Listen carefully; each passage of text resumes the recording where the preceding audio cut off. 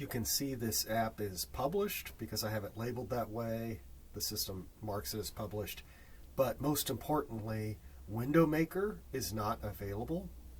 You're probably watching this video because you want to be able to edit your published app. The development copy has been lost, or the most recent development copy has been lost. So you can convert a published app into a standalone app. It's a number of steps, so ideally go try to find your development app. But if you do need to do this process, you go find your InTouch app. First thing we're going to do is remove the $, and that has a functional importance, that it means it's not from a Galaxy. And then I'll just improve the label here, not functionally significant, but useful. Okay. Orchestra Symbols, I will rename that to Orchestra Graphics. That's functionally needed. Go to InTouch.ini file. This is just a label, but let's stay on top of our labels. There's several things that can be in the this InTouch.ini to make it be published. There's different scenarios. Don't actually cover them all here, but the most common one is IDE managed app equals 0. That'll actually always be in there, and you just delete that line. Support Orion graphics and equal 1, delete that line. So those are the two that will always be in there. You need to delete. Another common one is repository name. You'll delete that line. But the general theme is anything that looks like a Galaxy, you delete it. Okay? And, you know, take backups, right? So you'll have to tinker with this to make this work a lot of times. But just take backups of your app before starting anything. Okay, so that's the InTouch.ini file. Okay. Now I can head back to my application manager.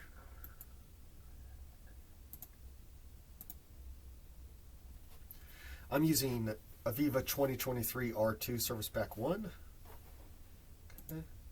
But this could be a number of versions, really back to probably 2017, probably. That's just my memory.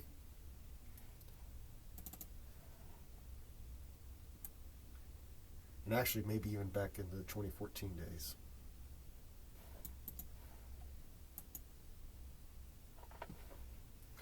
Okay, it says standalone.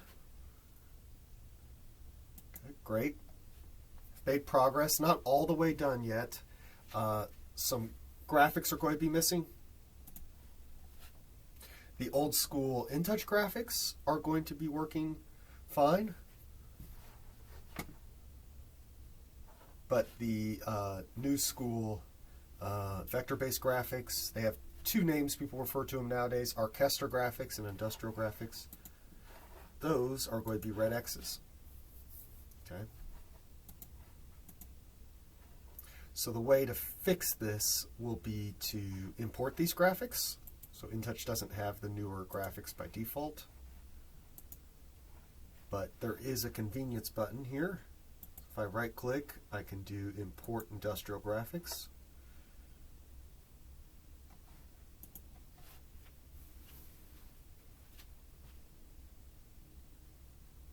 Goes pretty quick.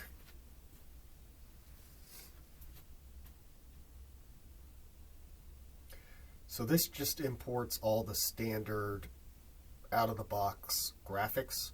What it will be missing is custom graphics, so graphics that you made won't be in here.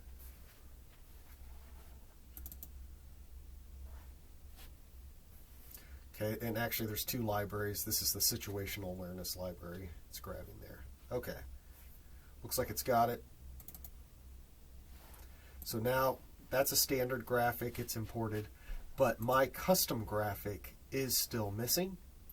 The way I get that back is I'm going to have to go into my IDE.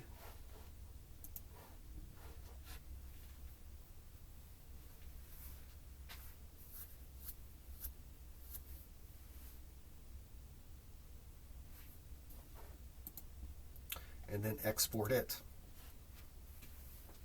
Some of you will not have access to your IDE. Maybe that computer failed. That's what got you into this situation. If you have the original files, so there's a file repository, that's one thing you need, and there's the database for the Galaxy. If you have those files, you can recover the graphics, but you do need those off the original machine. If all you have is the published app, you're screwed. But if you can get the file repository and the SQL Server database, you can. What you can do is just make a new Galaxy from those, right? So put the file repository in the normal place, and then put the database on SQL Server, and you can recover from that. Or find somebody who knows how to do that. Okay. So if I go to visualization here, I've got some graphics. I actually just have one graphic. For you, you'll probably have a tougher task. Maybe not too bad, but you have to find where your graphics are. Hopefully they're just all in one folder and you can shift-click select them all. But sometimes people mix them into weird places and stuff, so that's something when you're testing you'll need to check on.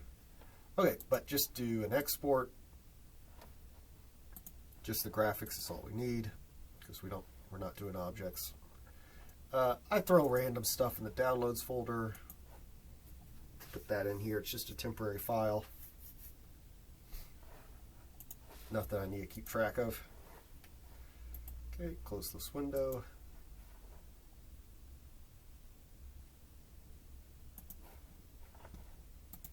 Now file, import. Your version, you might be on 2020. It'll look different. This new version has a backstage. That's what this is called. But I can't remember exactly where it is, but you'll find it. Okay, industrial graphics, great. And I put it in the downloads folder. Okay, there's my custom clock. Open. Okay, what if something's named the same? I know that won't be a problem, so cool, success. But the real test is opening the window. Hey, I've got my custom clock, a hand-drawn clock. Great. Okay, yep, that's how to convert a published app into a standalone application. So the InTouch.ini is the biggest thing. So you have to tinker with that and make a backup first.